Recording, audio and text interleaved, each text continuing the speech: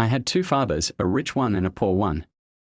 One was highly educated and intelligent.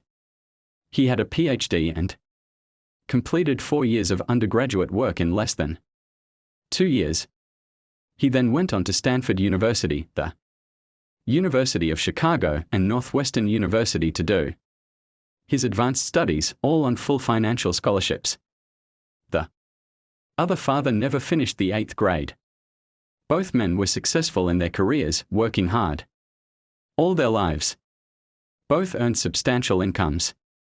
Yet one always struggled financially. The other would become one of the richest men in Hawaii. One died leaving tens of millions of dollars to his family, charities, and his church. The other left bills to be paid. Both men were strong, charismatic, and influential.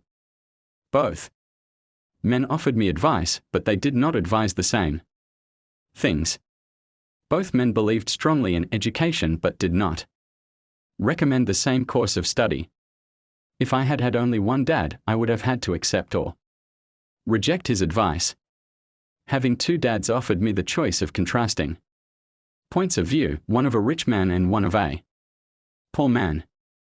Instead of simply accepting or rejecting one or the other, I found myself thinking more, comparing, and then choosing for myself.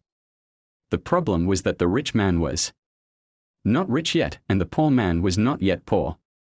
Both were just starting out on their careers, and both were struggling with money and families.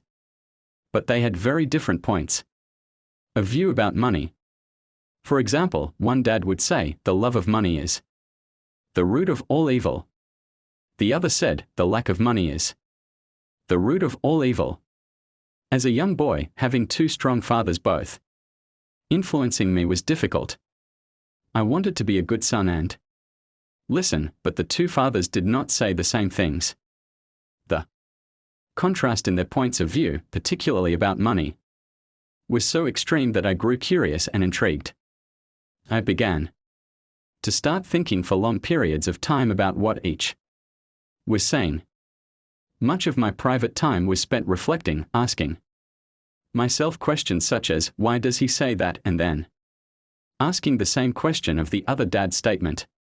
It would have been much easier to simply say, yeah, he's right. I agree with that. Or to simply reject the point of view by saying, the old man doesn't know what he's talking about. Instead, having two dads whom I loved